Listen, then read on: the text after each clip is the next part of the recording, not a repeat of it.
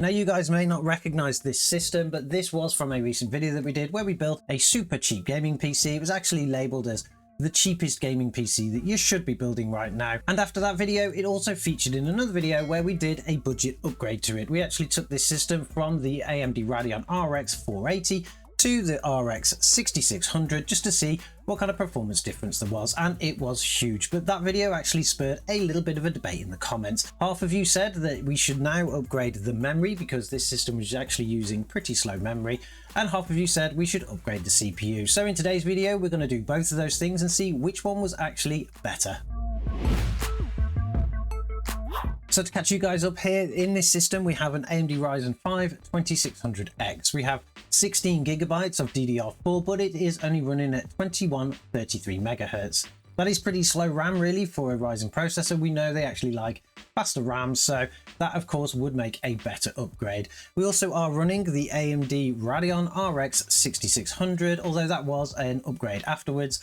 We were originally running the RX 480 and the system performed exceptionally well even with that card. The original cost of the system was £160, and then the upgrade that we made after it was the RX 6600 at the same price. Now, taking this system from where it actually finished off, we're going to upgrade either the CPU or the memory and see which one actually was better to do. Now, for the memory, we're going to be using this. It is pretty much identical to the memory that is on the system. It is a Kingston Fury HyperX memory, but this one is running at 3200 megahertz, and we're going to be swapping out the CPU for this one. Now, this is the AMD Ryzen 5 3600. It is only one generation up, but this was where AMD actually made super progress in their architecture, which meant that these CPUs, the 3000 series, were actually much faster than the 2000. But which upgrade would actually make sense? When it comes to prices of these, obviously they are slightly different, and what we'll do is we'll do some calculations later to see which one actually made the best choice when it came to upgrading and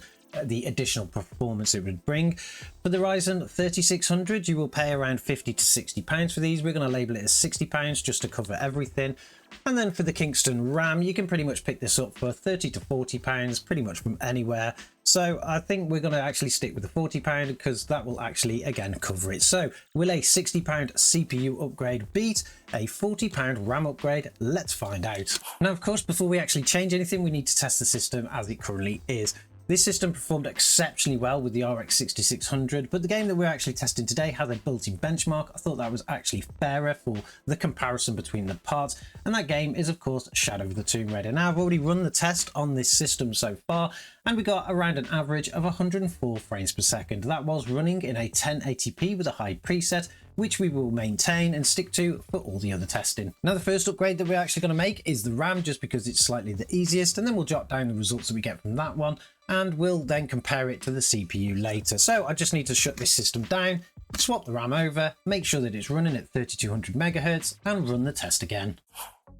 Now, with the new RAM installed and our XMP profile enabled, this RAM should be running at 3200 megahertz. Now, for Ryzen processors, 3200 megahertz, particularly on the second gen, was kind of the sweet spot really. You could go up to 3600 megahertz, but you are going to be spending a little bit more, and I'm not sure you're going to get much of a difference out of it. So we're going to stick with this. And I suppose now all we need to do is start up our game and run the benchmark. When it comes to settings, we're going to leave it in a 1080p resolution. No help from any kind of upscaling technologies. We'll pop over to the graphics, and as we can see, the preset is high. That's exactly where we run it before. So let's just kick that benchmark off.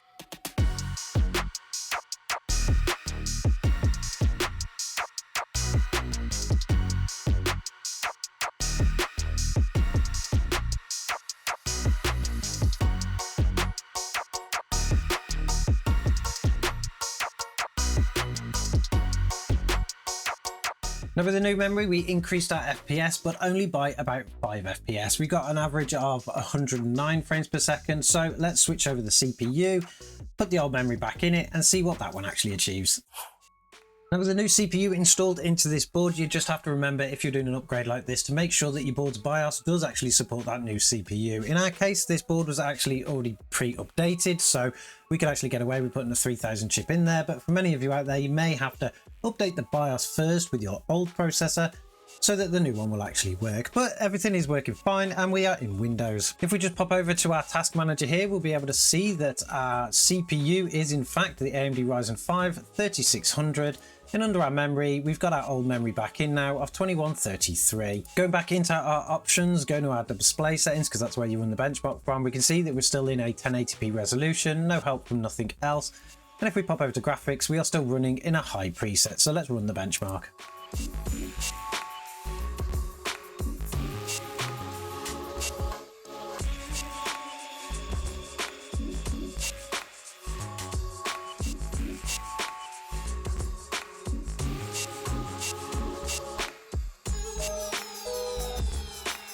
And with the new CPU, we managed to get an average of 117 frames per second. Now, so as we can see from our testing, there was very actually little difference in it, whether you upgraded the RAM memory or if you upgraded the CPU. Of course, the CPU did perform much better when it came to actually getting a little bit more frames per second out of it, managing to get an extra 8 frames compared to the 5 that the memory actually produced. But what does that look like when it actually comes down to the cost? Well, when we look at the costs of this, of course, the memory cost us around £40. And it went from 104 FPS up to 109. That is an extra 5 frames per second, but that would actually cost £8 extra per frame. When it comes to the CPU, we got 117 frames per second over the original 104. For that upgrade, we're actually paying an extra £7.50 per frame. So overall, the actual upgrade to the CPU is the one that you should probably be making, not the RAM itself. We do know that Ryzen processors do love faster RAM, but in this instance, and with this game in particular, it's not going to make that much of a difference, even though in actual fact, should you even upgrade any of them? Because when you're talking about £7.50 to £8 per frame extra, and we're not even actually breaking much of a sweat really, and you know, it's not an extra 10 or 15% of performance, it's much lower than that. You probably shouldn't upgrade at all. You're probably perfectly fine with this system. What I would probably do if you had this kind of system is just wait for the next generation. Just wait until you can get something much faster that's really going to make a difference. Now, the reason that we did choose this CPU and this memory, of course, really did come down to cost. If you are a budget gamer building a budget system like this in the first place, you're not going to be dropping £200 on a CPU. You're going to be spending around 60 for an upgrade or 40 for a memory upgrade. So that is why we chose these components. We could have gone a lot higher, but then we're talking about a much bigger kind of investment into an older system generally. But anyway, that kind of answers our question.